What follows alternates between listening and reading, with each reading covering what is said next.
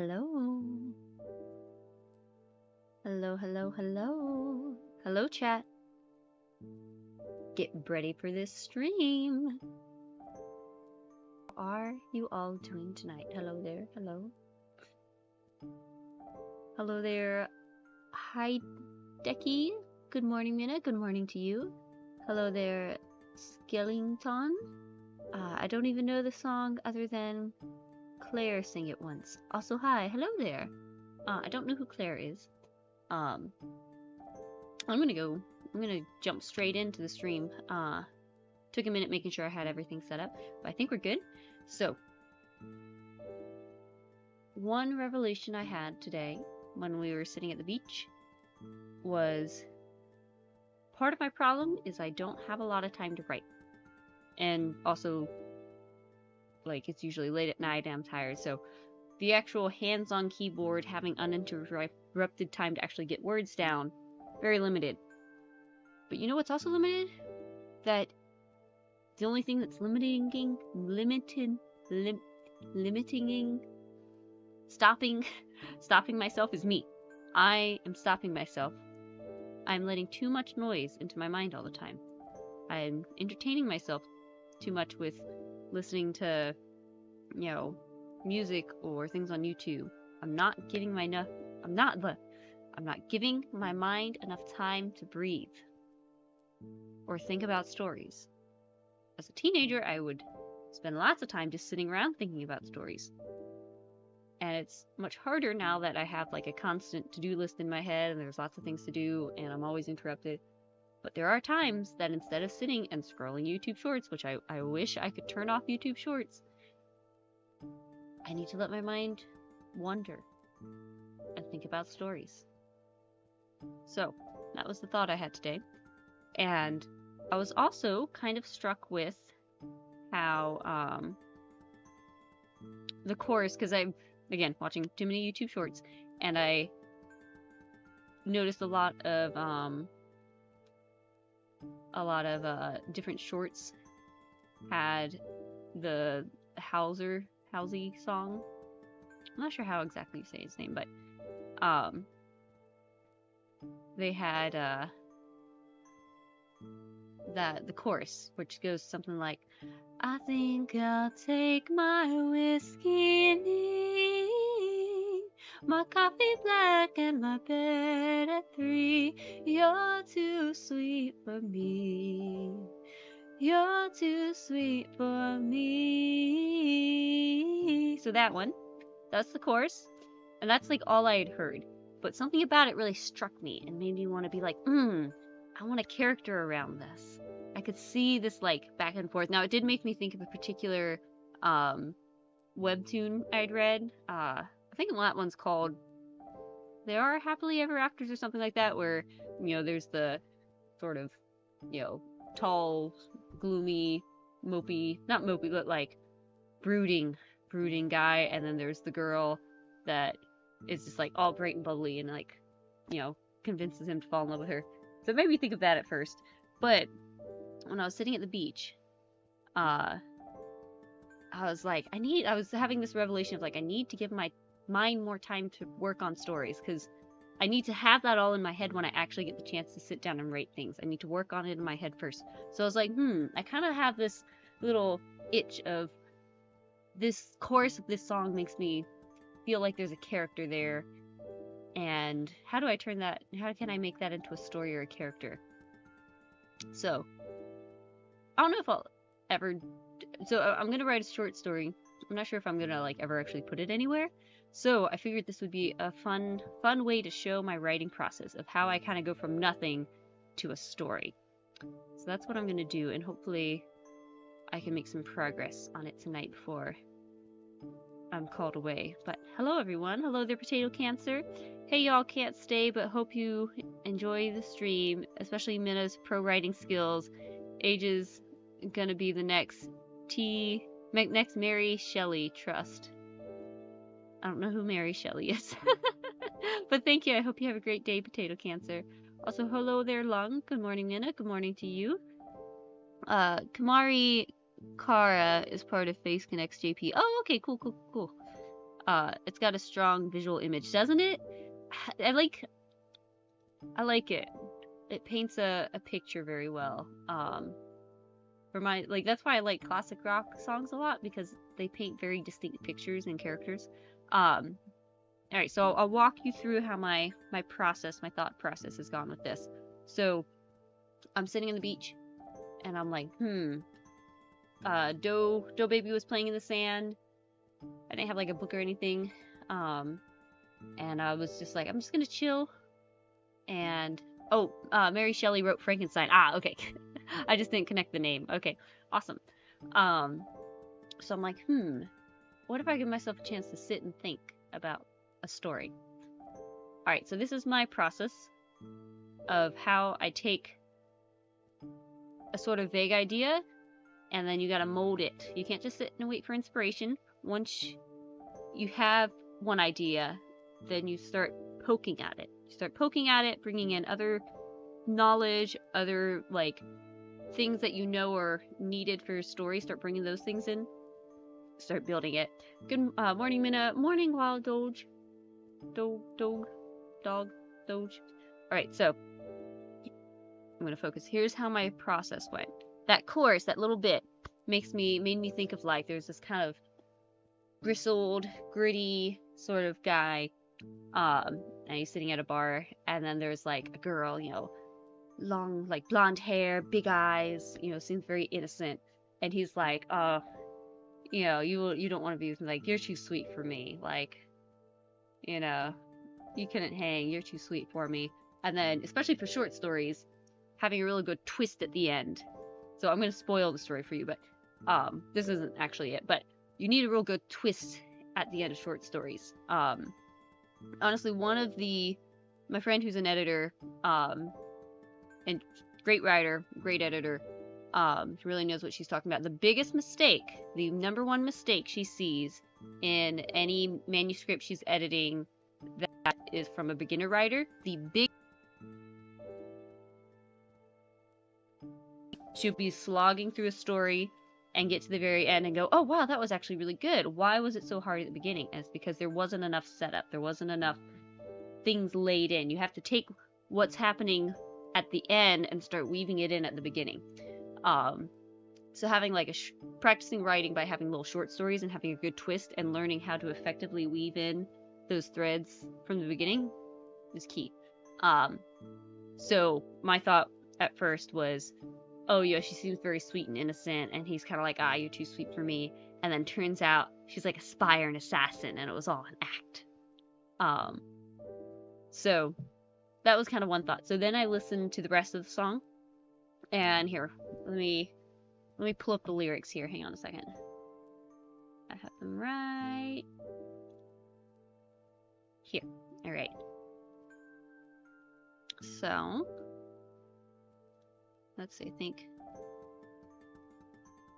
here's the lyrics.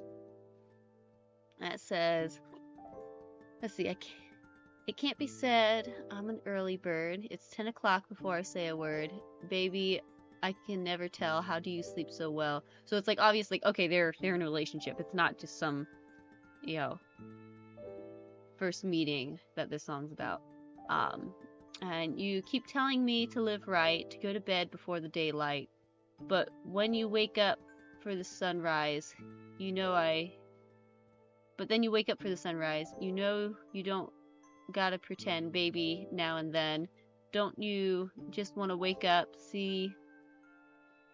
So, you know, that second line, you know, she's, like, trying to be really healthy and, like, motivated and, like, really take on the day. And he's like, don't you just want to wake up, dark as a lake, smelling like a bonfire, lost in a haze? If you're drunk on life, babe, I think that's great. But while I'm in this world, I like to take my whiskey neat, my coffee black and my bed at 3. You're too sweet for me. You're too sweet for me. Okay. So chorus, then, you know, and then the other lines are, I aim low, I aim true, and the ground's... Okay, actually, I hadn't read that part. I'd only listened to those first that first part of the song earlier today, and then was thinking it over more. And so I'm like, okay, maybe I don't want to end it. It sounds like it's more of a relationship, and there's something between them. So I don't want to make it like, she like twisted, she's an assassin and she's got him. So then let's see, because I've got more of my story now. I'm trying to think which ways it developed.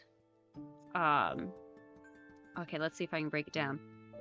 So it's like, okay, she wants to like better him, but he's like, nah, I am who I am. I want to, live the way I want to. I wish I could be that way, but that's just not me. So that's kind of his attitude and her attitude. And I still kind of like the idea of like her playing the innocent role until there's a switch at the end. And then I was like, is he some sort of like drug lord? Is she, a mole? Is she spying on them and he's a drug lord?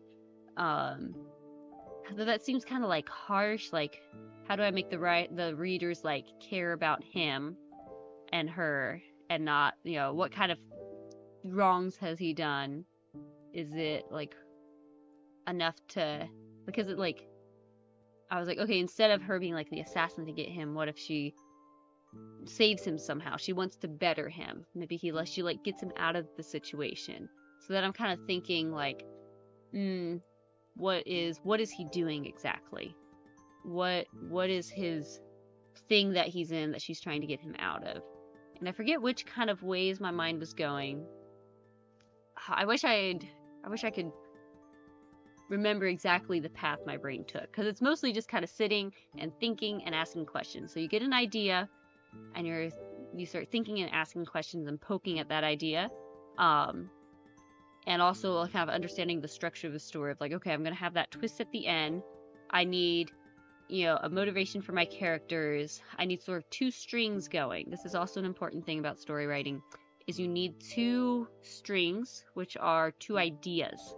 The example my friend gives is, say you've got some clowns walking across the desert. Okay, that's one string. The clowns are walking across the desert. There's a group of clowns, they're walking across the desert. That's one string. The second string is, in the desert, there's a clown eating worm. That's your second string, and it creates conflict. So, you need two strings, two ideas. Oftentimes, especially like if they're opposed or they create conflict, or even just two things. Like, you want the characters to be talking about something.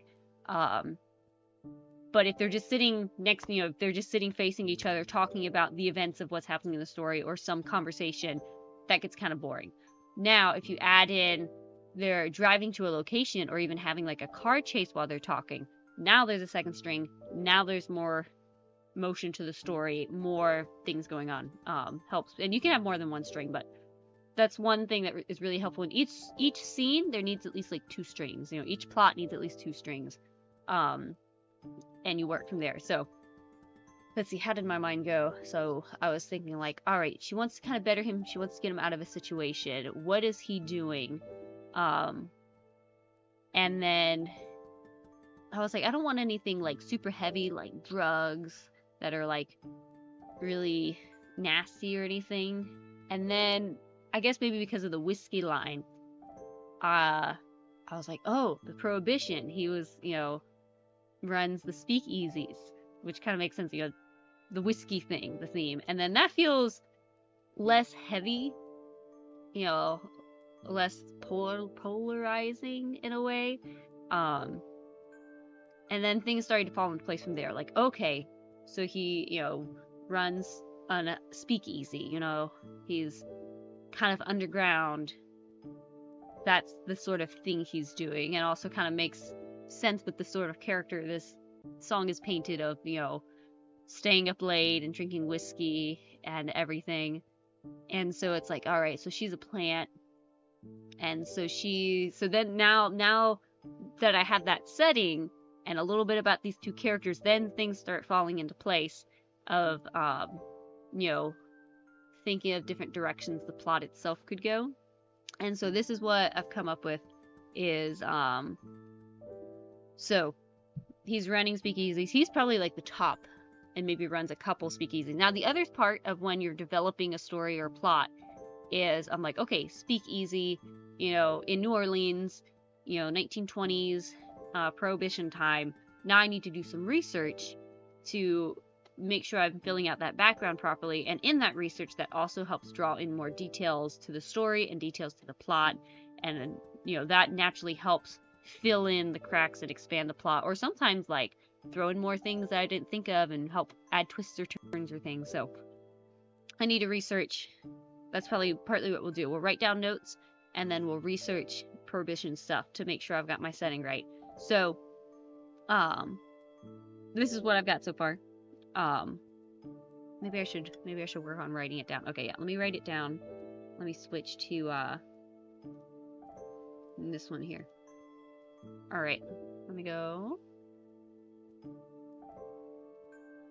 I'm assuming I'm coming through good for everyone. There's sort of some music in the background. I don't know how well you can hear it.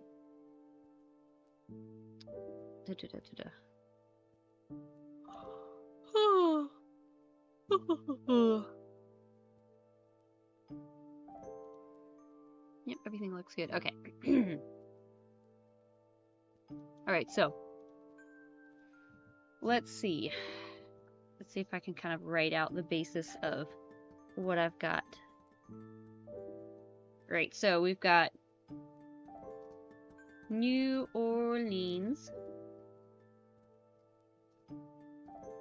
About probably 1920s. Prohibition. So that's setting.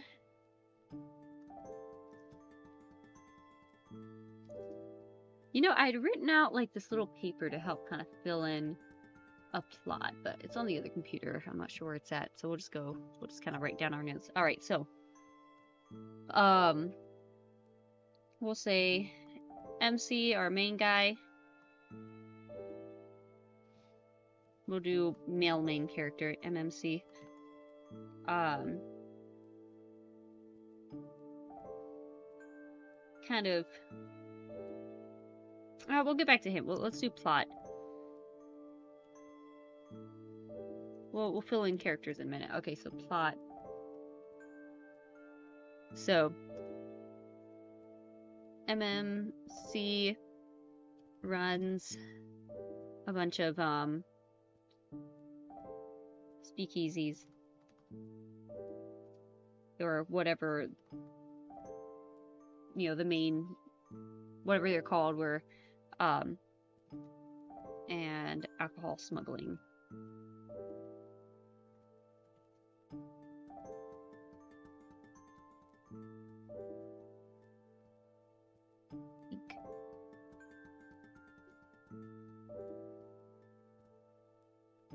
Alright, so he runs, he's kind of like top dog.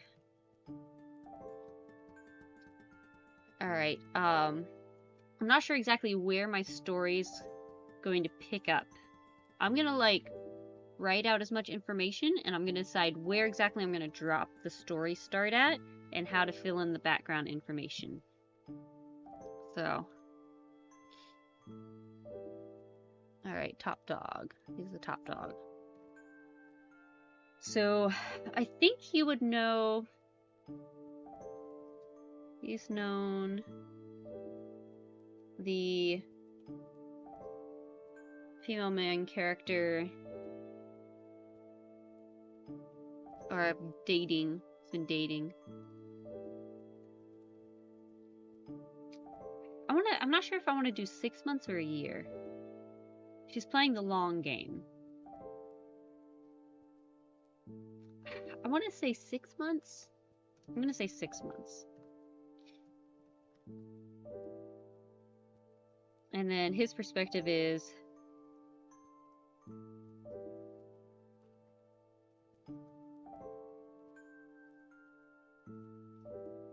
she is loyal, sweet, innocent, but likes a bad boy.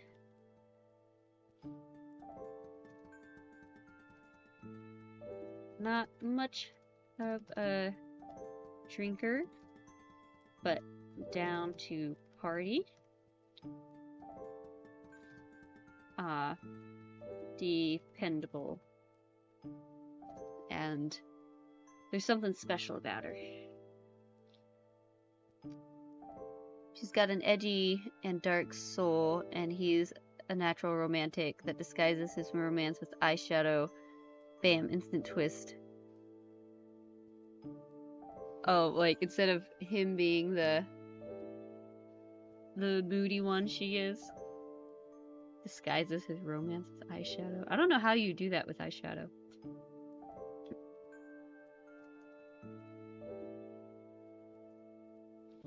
And cool. Alright. Something special about her. So that's his girl. And then over, say, in the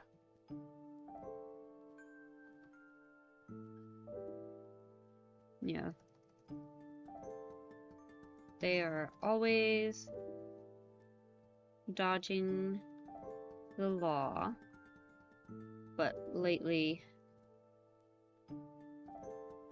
having trouble. There's a lot of, like, tension building. So that's the first string of the plot, is like, alright, he's trying to run his underground business.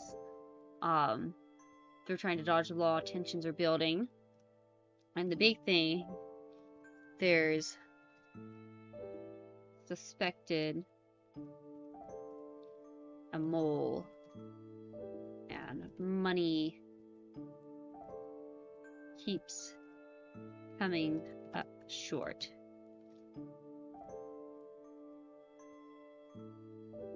Probably in the last 2 months.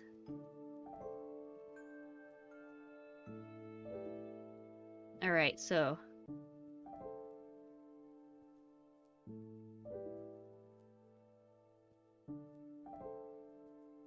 it doesn't have to be perfect. Okay, so this is string 1.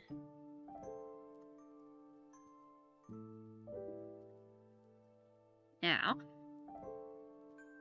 string 2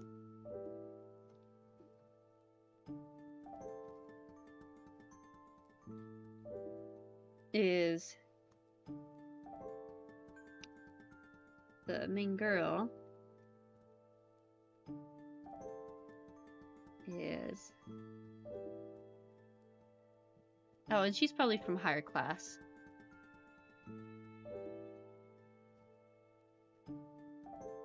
He's probably been with girls like that, but none like her.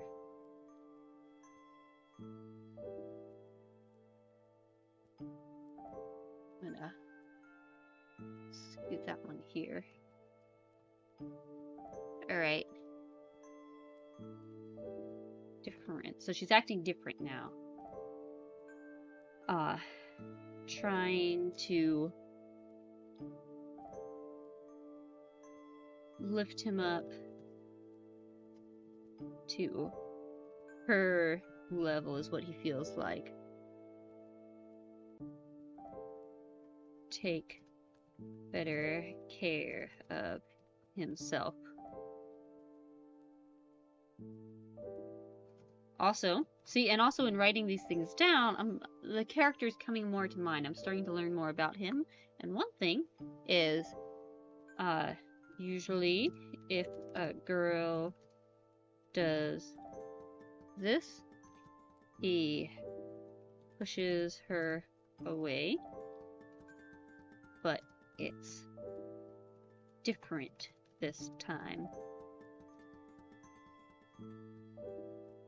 Because I think on a level he feels that, let's see,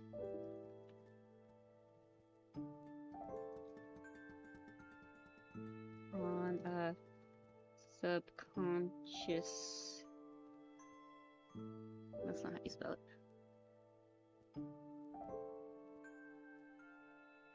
Heh. Spelling it so bad they can't tell what it is. Let me try again. Subconscious level.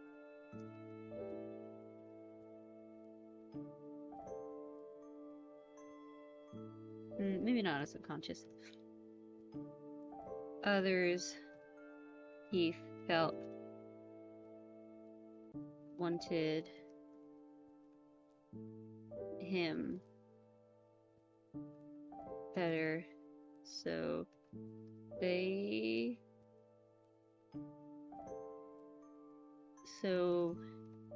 it could benefit them somehow, but she's not giving us that sort of energy.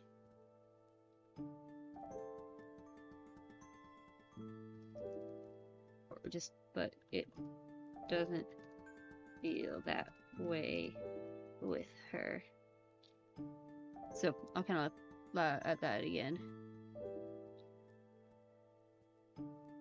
Well, I think that's good enough. She's trying to lift him up, lift him to a higher level, take better care of himself, and usually he'd push against that, but he isn't resisting this time.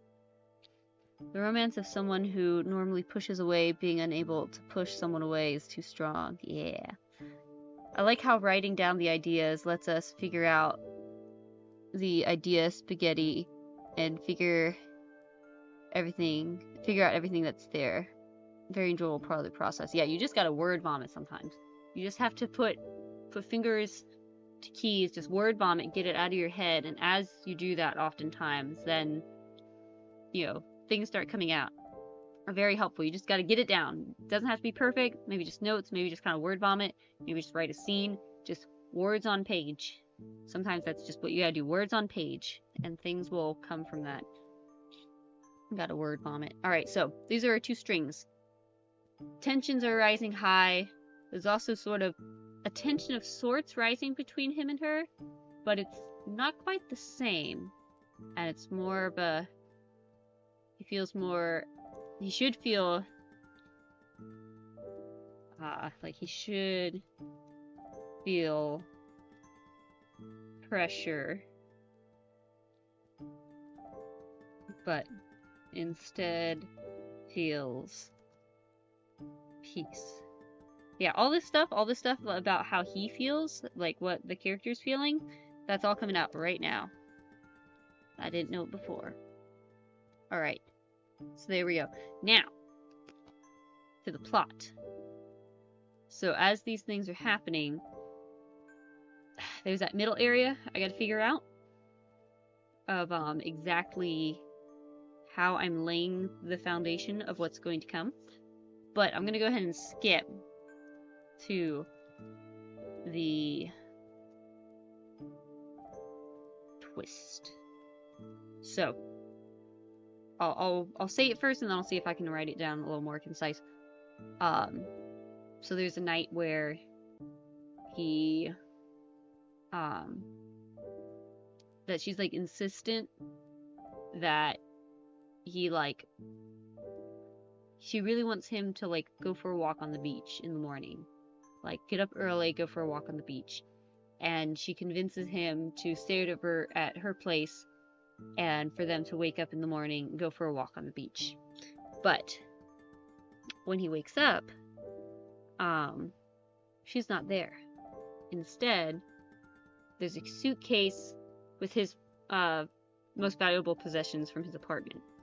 And there's an envelope, and in that envelope is a fat stack of cash and a letter from her, and also new names or paper, new identity for him,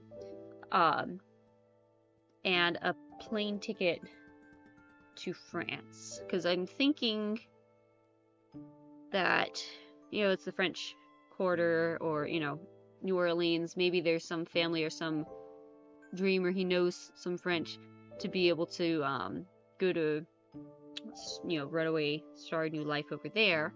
Also need to do some research on, like, recovering, I guess recovering from World War I, how France was looking, if that's, like, a good spot. But that was kind of where I was thinking is, I don't know, maybe it doesn't have to be all the way in France. Maybe it could be another part of the country in the States.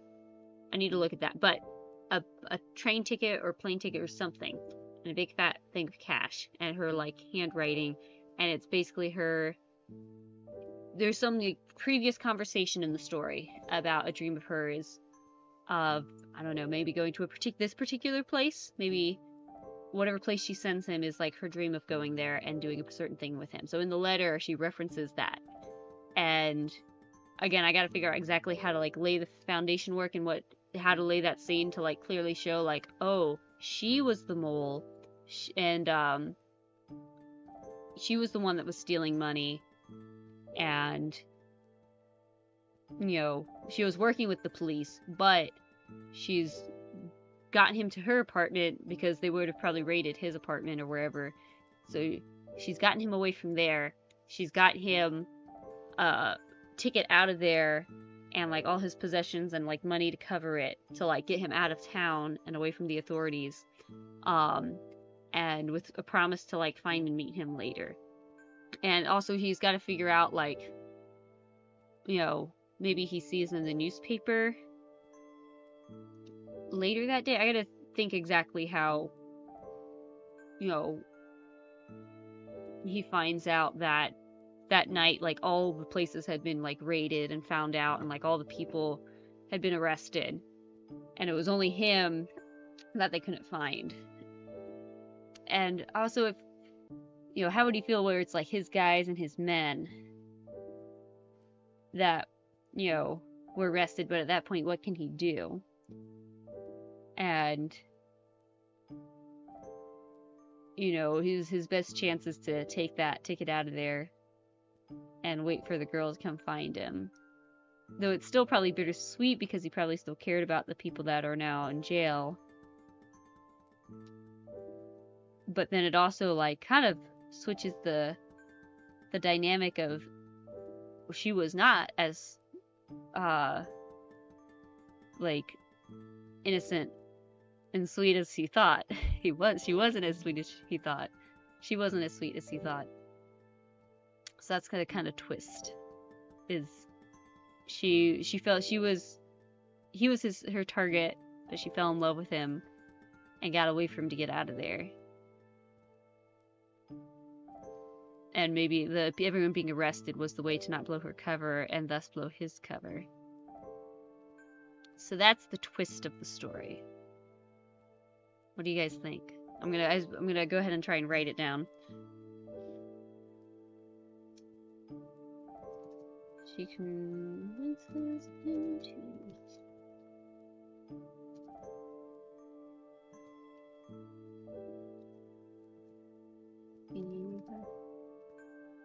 And she wants him to get up early. So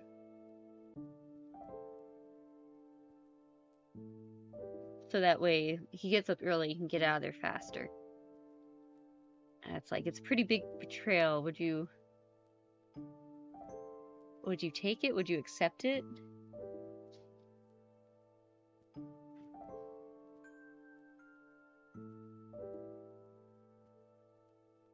I don't know, how would your reaction be?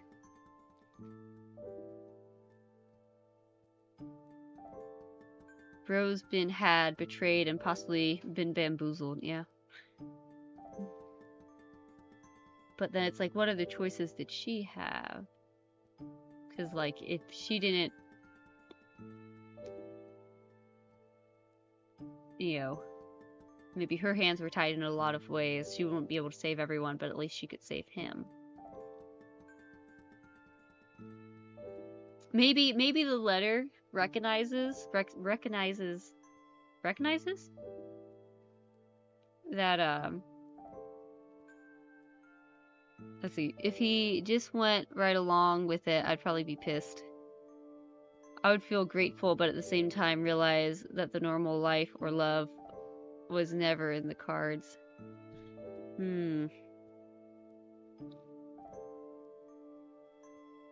So it's a good thing you guys are here to help bounce these ideas off of, because my perspective is like, he'd probably go with it, and then they'd be happily ever after.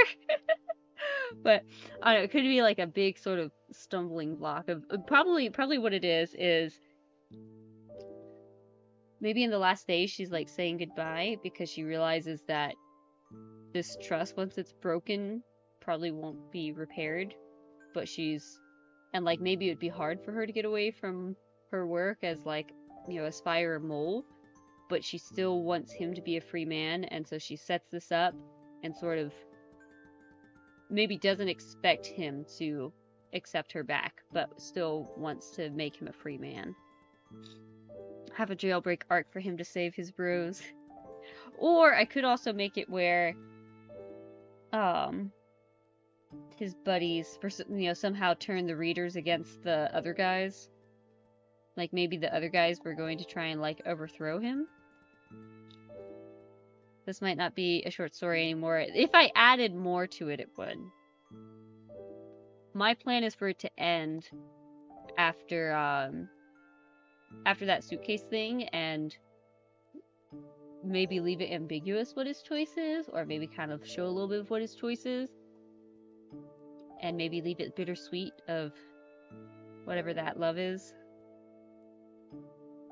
The other way to make it a happy ending is if somehow the guys were going to turn on him anyway, and so now he's free of that and the law.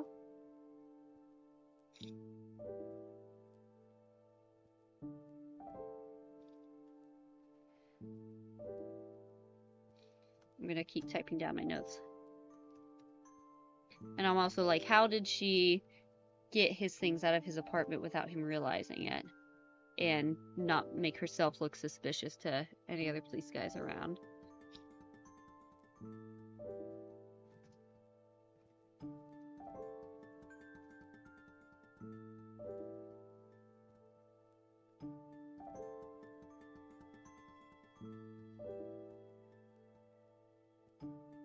That could be hard to do without it feeling contrived.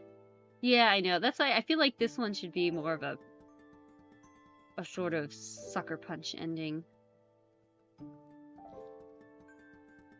Unless there was already like a mutiny planned against him that he was aware of.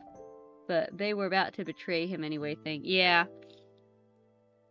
Unless there was like tensions that from the big, for a while that there's tensions kind of happening, like there's along with the mole, like people are suspecting that he's taking the money, that would still feel like a betrayal from her. Yeah, he would have to, he would still feel love, but in the underworld, trust can get you killed, and the man sounds like he had survived by trusting no one, but comes along a sweet girl who he thought was innocent. Yeah, again, I think it will be kind of it won't be like a happy, sweet ending. Kind of more of a sucker punch ending, I think is what I'm gonna go with.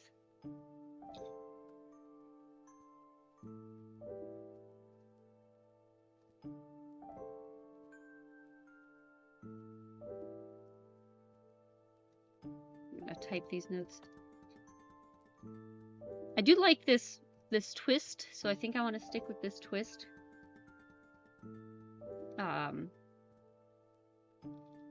I don't know, otherwise I'd be totally reworking kind of what I'm going for.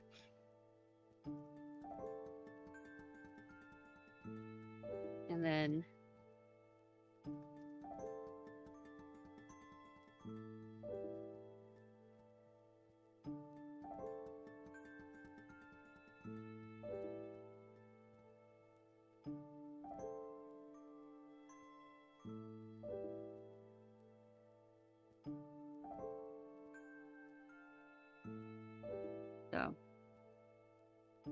if you build that distrust tension throughout and have the girl grow into his only safe place, you can make the happy ending work.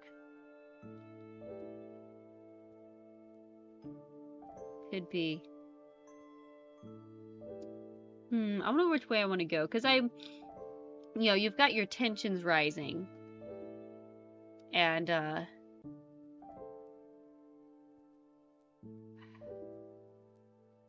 So, like, if she's the one taking the money, and if that was a big part of why they just trust him, then that would feel too bad. It would be like, meh. That removes the gut punch of the reveal at the end, but because the choice is obvious. Yeah, I don't know. I kind of like the gut punch, especially for short stories. Sometimes it's fun having a story that gives it kind of gut punch. I think that could be interesting. I haven't really written stories like that before, so I think I'll stick with that. You fake their deaths in some double suicide pact so they can both leave their old lives behind and start new lives together. I don't know. I'm kind of liking what I've got going. I could poke at it more, try more angles, ask more questions to change it, but the main goal of this story is to get my mind back on writing, and just practice the old rusty gears of writing. So I think I'm gonna keep it simple. I like this gut punch. You know, this angst of trust broken. It kind of plays into how he feels she's different, because other girls, when these upper class girls tend to do this, where they start trying to like make him better, but for their benefit, whereas he's not getting that from this girl, where she's trying to make him better, but he can already tell there's this kind of pushing away from, like, he can tell it's not for her, it's truly for him, which would kind of make sense that because she was already like prepping to say goodbye. So I think I like this. And then I just gotta fill in. So here's it's a pretty simple, straightforward sort of plot outline. You've got your first string, your second string, and a twist. And then you've got your characters. I guess I can fill in more details about like what they look or their personalities a bit. There you go. So part of the stream is to just show how I take an idea like, oh, the chorus of this song makes me think I should make a character. And I go from that to this. So now, next step is do a bit of research. Kind of fill in more of the background. Maybe write some things about the characters. Maybe come up with some secondary characters. Things like that. So I'll probably do a bit more of that before I actually start writing. Now, this is my process. Other people tend to just kind of do this process probably just in their mind and then sit down to write and do more kind of pantser. So I think we'll put that there. And now let's do a little bit of research. Let's see here. Let's hide that one, pull this one back up. Now let's look up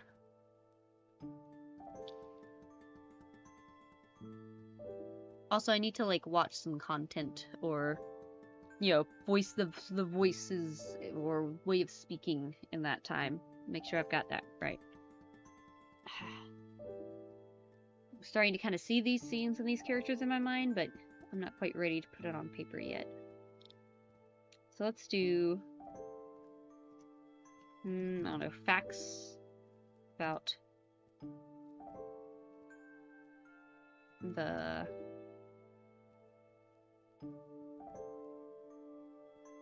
I'm kind of worried about what stuff as you Google search, so I'm going to hide it for a second. Let's see. Let me look up what I want to look at first. Era.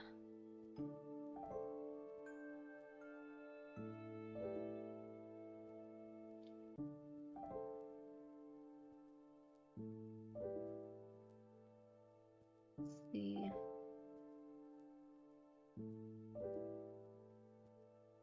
Let's do, here's some random facts. Odd facts and stories. Alright. Alright.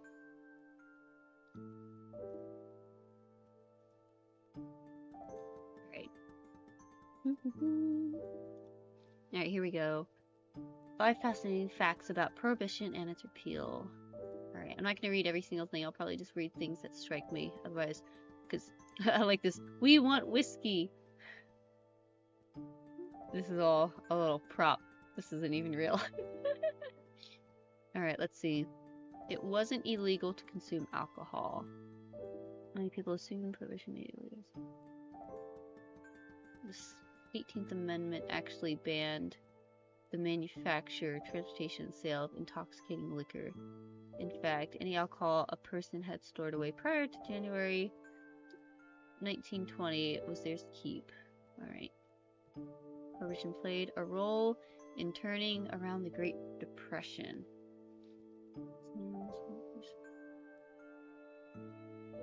Was point in 1933.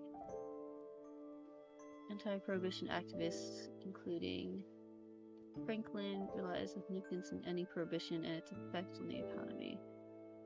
In fact, Roosevelt ran for president in 1932 on the platform of calling for a repeal.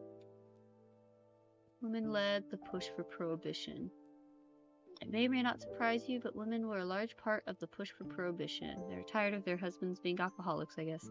While the anti-alcohol position had been popular for some time, the women-led movement gained great momentum after World War I. Women saw alcohol and the bars it was served at as home wreckers and felt that alcohol and their husbands being drunk much of the time led to abuse and poverty. I mean, they're probably not wrong there. Prior to the repeal of Prohibition, women were not allowed into bars or allowed to vote. They thought that the Prohibition movement helped lead the path for women's suffrage. Why? Because after the Prohibition they could go in the bars? Alright, some states maintained the ban after Prohibition's repeal. Prohibition lasted a little more than 13 years. During that time, there were states that didn't feel the need to enforce the laws within their borders. For example, Maryland never enacted an enforcement code.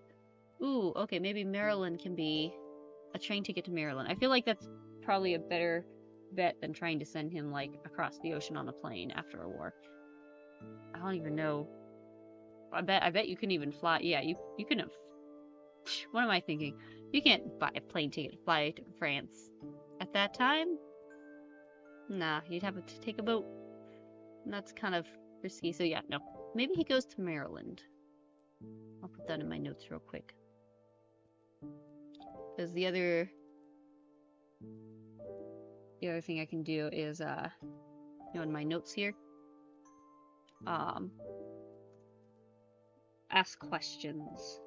Like, where does he go? Possibly Maryland. So you can, once you've got your loose plot, you can write down a bunch of questions to answer to help fill in the details. Alright, let's see.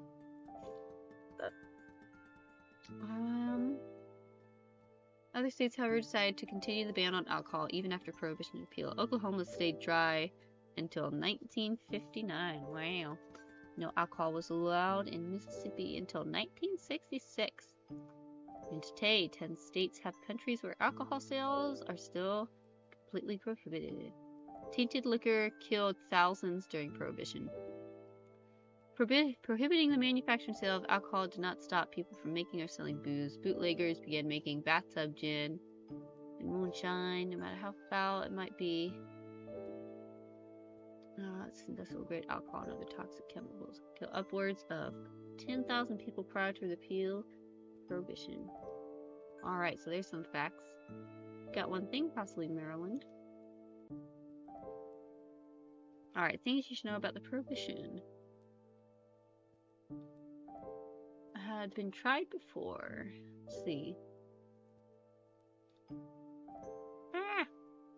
What is it doing? Alright, come back.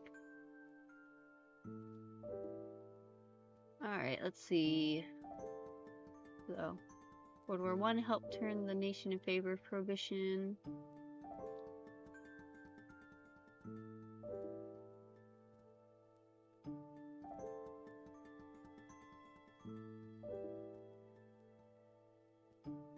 They're like, instead of making beer with barley, we can use it for bread to feed the American soldiers.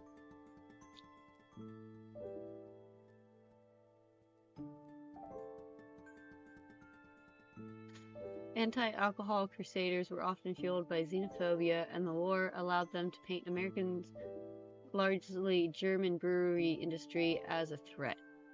We have German enemies in this country too, one temperance politician argued, and the worst of all our German enemies, the most treacherous, the most menacing, are Potts, Geyser, Blitz, and Miller.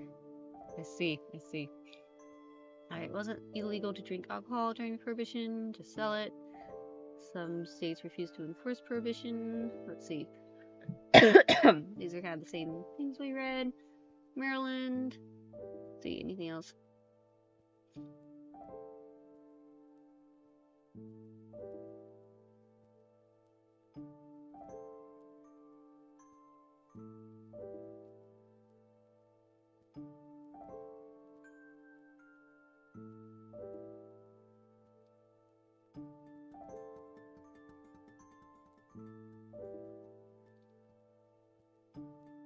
Let's see.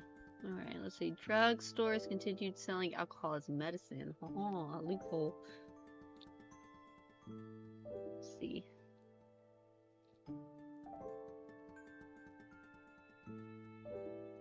Then why ban American booze? Well, that was just their, I guess, excuse for trying to push the prohibition, because they wanted everyone to be sober.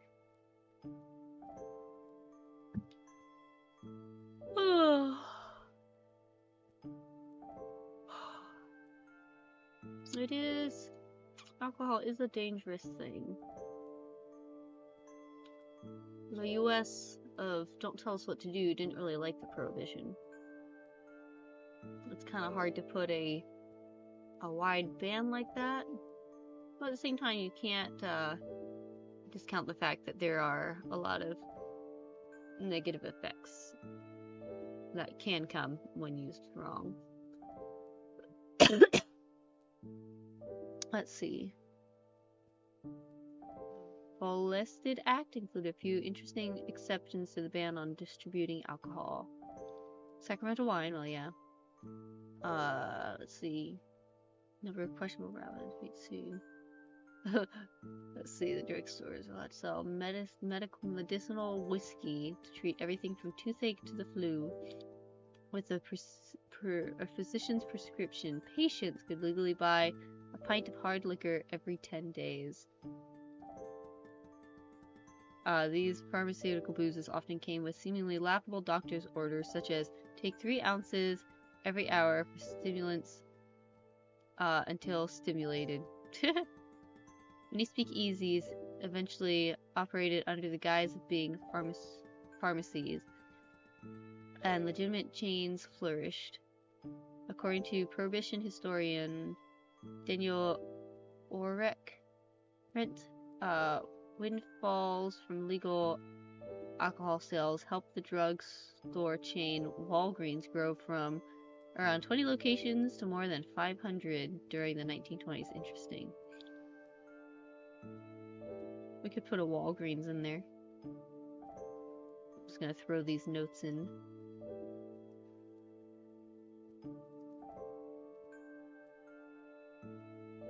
Put a Walgreens. What else? And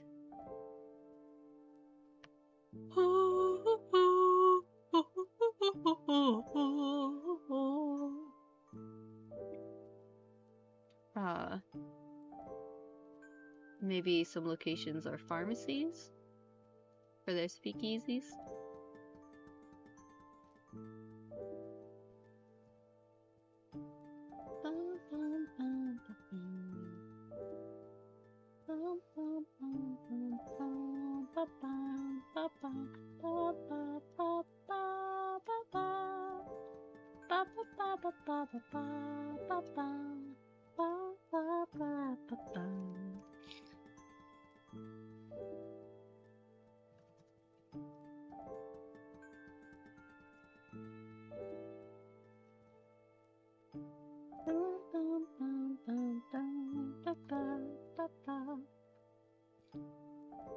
So that's interesting.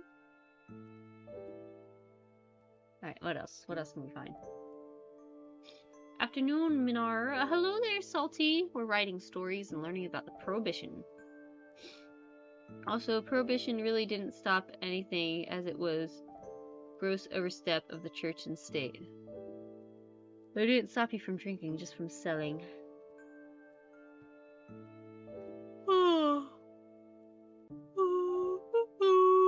Make sure the receipt from the old Walgreens is still comically long. I don't know if I doubt they'd have that paper. Maybe some facts about how to get to the speakeasies, or if you buy a certain product or a certain combination of, maybe if you buy a certain combination of products, then you get a certain receipt that then tells you the entrance to the speakeasy. Ugh, winemakers and brewers found creative ways to stay afloat. Ooh, maybe we'll watch this video. I got to visit a distillery in New Orleans once. Man, I really need some water. Might need to get some water in a second. But it was the oldest brewery or distillery. It was technically distillery. They made rum. It was like one of the oldest.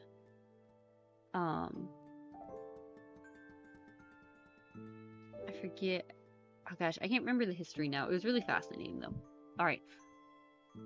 Let's see if we can watch this video.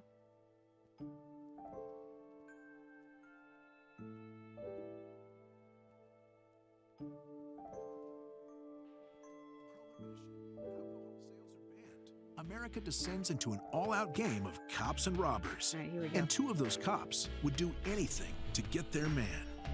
History explains Prohibition. Izzy Einstein had no law enforcement experience when he applied to be a federal prohibition agent. But somehow he got the job and recruited his friend, cigar salesman Mo Smith.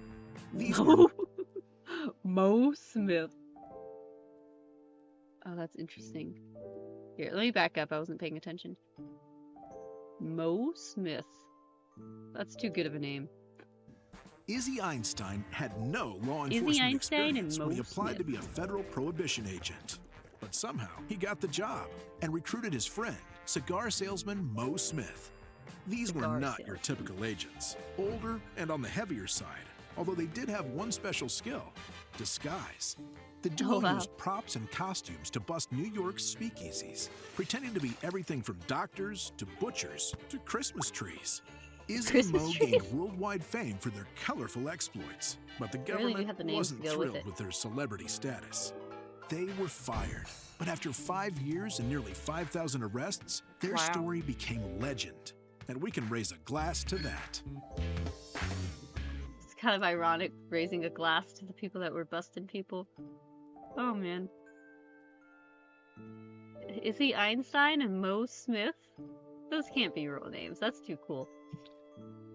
Let's see.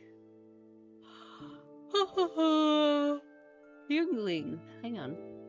Many small secret new creation. The rest had to shut their doors and find new uses for their factories. Yingling and Asher-Bosch both refitted their brews to make ice cream, while Kohlers doubled down on the product of pottery and ceramics. Others produced near beers, a legal brew that contained less than 5% alcohol.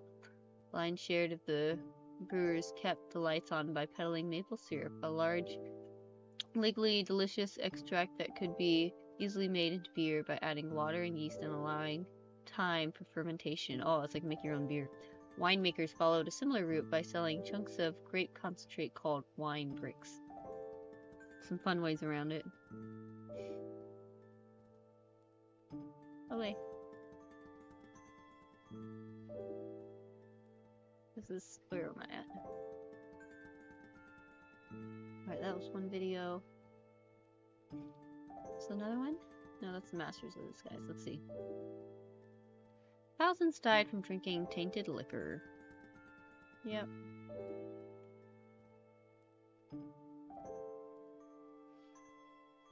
Let's see, Great Depression helped fuel calls for repeal. Needed that economic stuffs.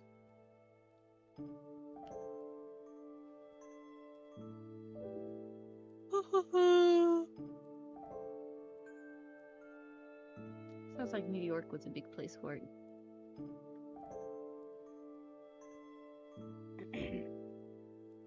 We have Franklin D. Roosevelt to thank for repealing it pretty quickly. Drinking decreased during Prohibition, well, because it's hard to get a hold of, I'm sure. Drinking decreased during Prohibition, you don't say, I know, right? The Roaring Twenties in the Prohibition era are often associated with unchecked use and abuse of alcohol, yet the statistics tell a different tale. According to a study conducted by MIT, let's see, as much as 70% during the early years of the Noble Experiment. The levels jumped significantly in the late 1920s as support for the law waned. And I mean, a lot of people probably weren't risking it, and lots of other people were. Do they know that from surveys? Oh yeah, who's taking the surveys too? Probably the people that are drinking probably wouldn't say. It continues in some parts of the country to this day. Even after the repeal of Prohibition, some states maintained a ban on alcohol within their own borders. Kansas and Oklahoma remained dry until, oh yeah, you know, the different states changing at different times. Alright. Didn't learn too much aside from the ones that like started making syrup or ice cream. I'm just gonna like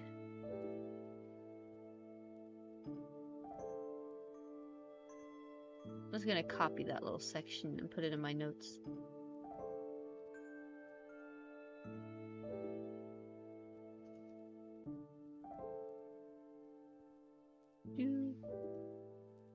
There we go. Let's see, what else can we find out? Alright. Odd facts and stories. Herbert Hoover never referred to a prohibition as a noble experiment. But he complained that it was misquoted. He was a supporter of prohibition for the year he was elected president. He made a pro-dry statement. Our country has deliberately undertaken a great social and economic experiment, noble in motive and far-reaching in purpose. But years after leaving office, Hoover said he was misunderstood. This phrase, a great social experiment, noble in motive, was distorted into noble experiment, which of course was not at all what he said or intended to say. That's how it goes.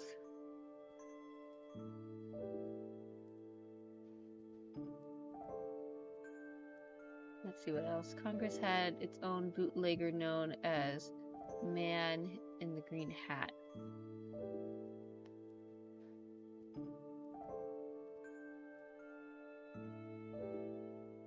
Man, Congress had their hit too.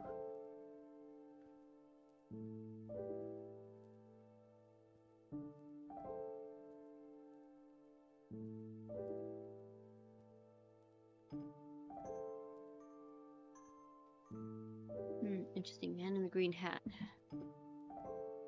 Let's see.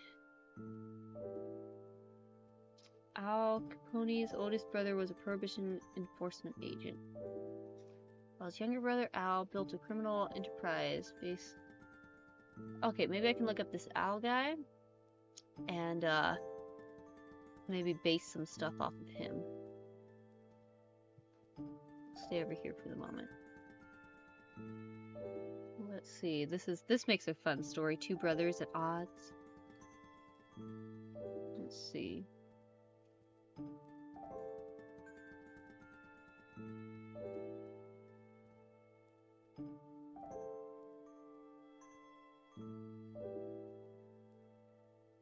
That'll be interesting. Let's see.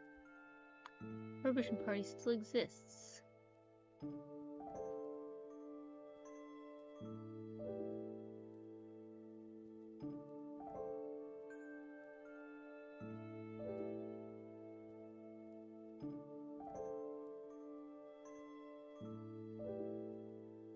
Let's see. So the top leaders of women's rights started out in the temperance movement that led to prohibition.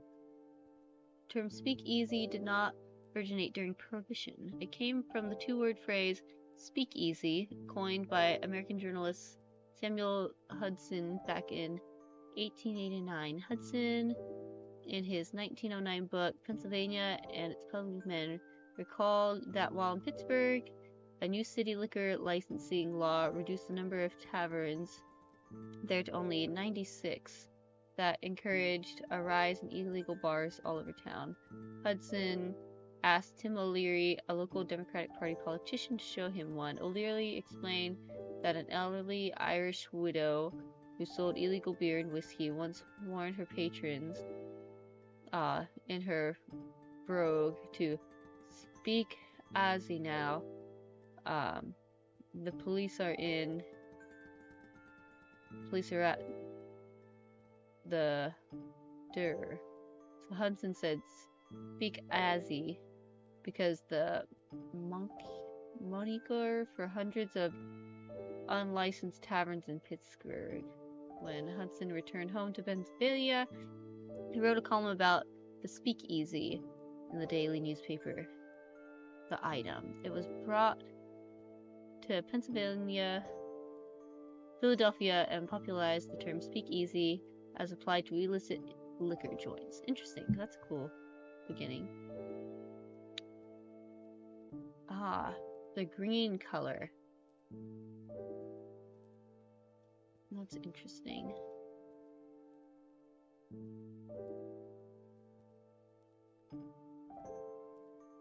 I like the green hat and the green doors. Alright, so green's a thing. I'll make a note of it. Oof, my eyes are tired. Probably take a fair bit more research before I can actually write this down.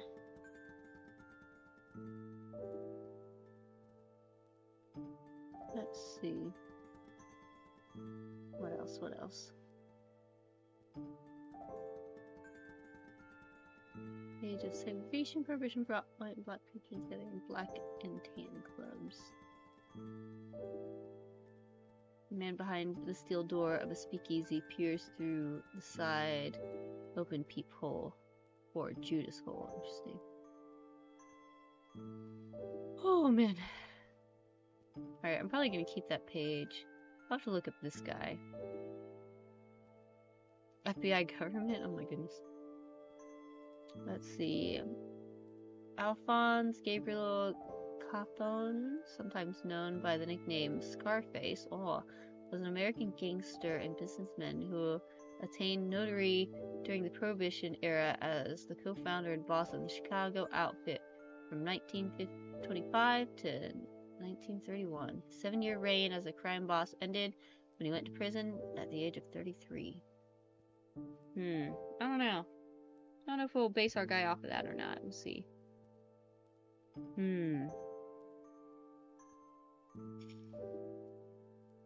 I'll probably have to come back and read more. This is stuff that I could probably do, like, during the day. Like, read some stuff. Surely if I'm looking at my phone, I can manage to do something productive. Oh, it's hard, though. I don't know. Sometimes I don't know if it's just because I don't want to be productive, or if there's not enough mental bandwidth to, like, be productive and, you know, keep an eye on things. But man, I'm feeling sleepy. So I think we'll wrap there. Maybe I'll do some research, and then perhaps I will do a stream where I'm actually writing with this one. That could be fun. So that's what we got so far. I'll do a quick recap. My process so far for writing the story. We got our setting, New Orleans. Oh, maybe not like exactly 1922. But, you know. We got our main guy who's probably a crime lord. He's dating a girl and he likes her. String 1 is tensions are high. The cop's trying to find them. String 2 is the girl is acting a little different, trying to get him out of it. And the twist is she was actually working with the cops, but, you know, she made a way for him to get out, even though she knew the broken trust probably couldn't be repaired. But that's where the story goes. And then now I'm researching and taking notes and helping build out the story. I could already feel there's some side character guy, but I don't know him yet. I'll have to find him. So, I hope you guys enjoyed that.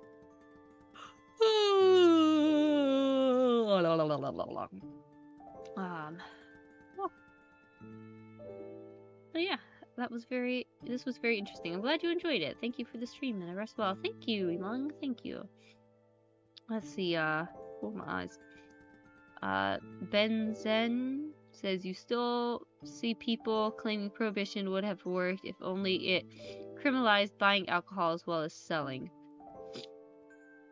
I don't know, are there any places in the world that it works? I'm not sure. Maybe I can look that up.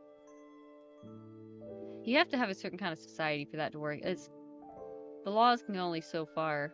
You'd have to have a certain, like, moral code for that to work. That, like, all of society conforms to. Alright, good night, Dead Mac Gaming.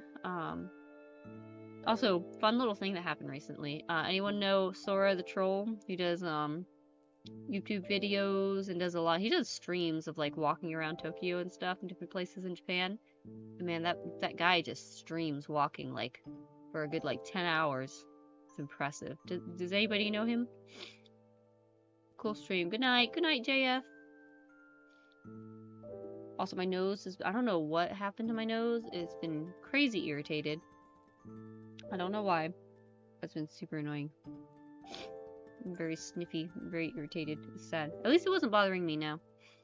I love Sora. So, Sora's pretty cool. I found him. I stream sniped him.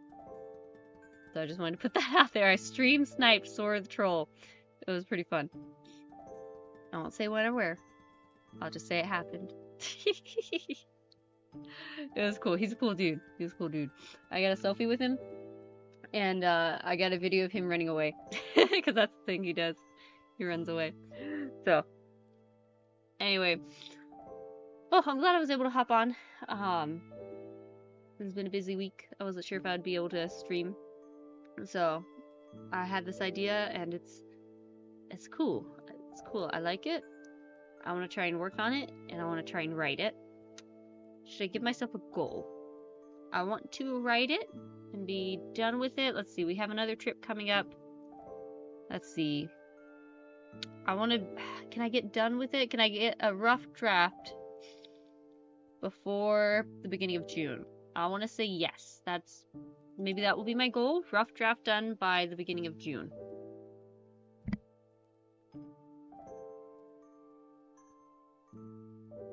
Goals are good to have. They are.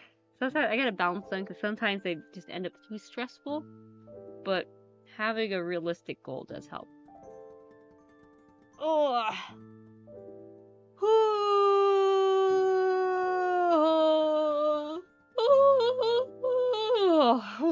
That was a powerful yawn. If you have a culture that doesn't drink, you don't need to ban anything. Yeah, there's that. I guess it would just be for anyone entering that culture or that country. But there you go. Well, that's my story. We'll see what comes of it. We'll see. I can kind of see these people. I'm gonna have a lot of fun writing their dialogue. I want to meet these people. Real quick. I wonder if I can find... Hang on. The other people that I thought of when listening to that song. Where is it? Let's see.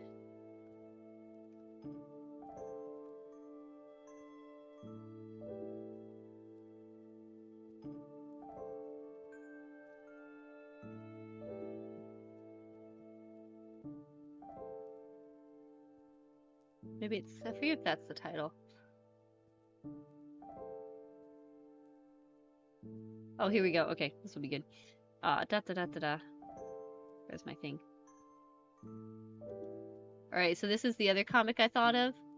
Is these guys. Look at these guys over here. They're very cute. Can I make it full screen?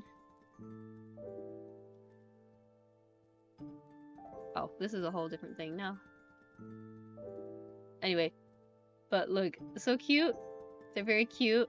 He's like very brooding. He's very brooding. She's very like perky and happy. It's a very cute story. I like it a lot. And so that's what made me think of it, because literally, like, in the beginning of the story, she's like, you gotta let me have at least, like, 100 days with you, and we're gonna hang out. We have to, like, sit each day, and I'm gonna feed you pastries that I make, and you're gonna fall in love with me. It's very cute. Look at them! They're adorable! Look, he's all grouchy, and she's just like, mwah! Don't care, I love you. It's very cute. You see, look at that! It's a very cute comic. It's called, I think Happily Ever Afterwards. This one? Is that it? No, that doesn't look... I don't know who those kids are, but... This one, it's cute. Look at that, look at that! It's so cute! And especially once he falls for her, it's so cute! It's so cute!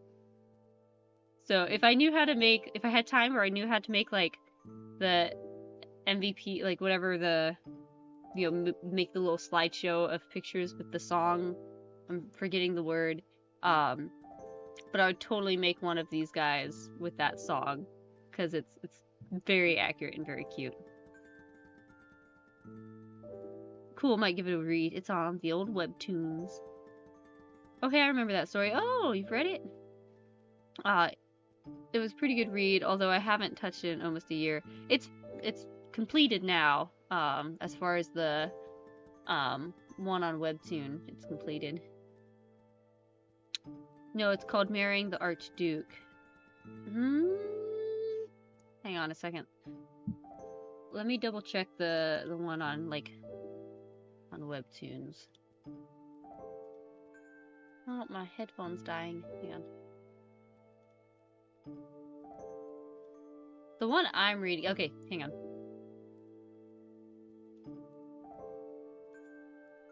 Yeah, okay. This is the one that I've read. Why is there only a couple here? Completed. Let's see. Read more episodes for free every... Oh, okay. I guess they only have so many on here for some reason. Anyway, this is the one that I've read. That's very cute. Like, look at him. Look at her. It's so funny. It's very cute. It's very cute. Oh, it's so cute. It's a good bit of action and adventure in it, too. So anyways. Alright, while we wrap up, let me see. Is anyone streaming? No one ever streams at this time. Oh, I don't know. Maybe we could watch. Maybe we could, like, my reading eyes were not happy. Maybe we can watch some stuff about the Prohibition. I don't know if that will get me unmonetized or not. I should sleep, though. It's late. I got a busy day tomorrow. Okay, I should sleep. I won't try and watch more right now. Is anyone gonna be around? Anyone? Give me a second. Let me check. Why is there never anyone streaming at this time? Oh, there's someone there. Who else might be around? Who else could be around? What about here? Oh, Bay's live? I don't know about that, though. I think it's a unarchived rebroadcast. It's not giving me much. Trying the cookie challenge and finally cleaning my fridge. Let's read a flesh tuber. That sounds fun. Will it work, though? That's the question. Will it work? My what is a little... Let's see. Cleaning a fridge sounds fun. Will it work? Hey, it works. Cool. Okay, we're gonna raid Onigiri.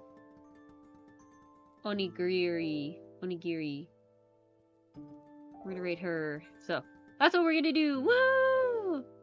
Say it with me, guys. Woo! I better see woos. Let me see woos. Say woo in the chat, or else. Thanks for the stream. You're welcome, Fami. You're welcome. Woo! Thank you, Waldoge. Let's see. Yes, good. Woo, woo, woo. Thank you, guys. Thank you. All right. Thank you for joining me for this stream and for talking about writing. It was nice. It's nice to have an idea in my head. And now I've got some motivation to try and make sure I'm working on it. And I think my goal will be have the rough draft done by the end of the month. That's the goal. So, again, thank you so much for joining me, for watching my stream. I hope you guys all have a wonderful day. And until next time, stay fresh, my friends.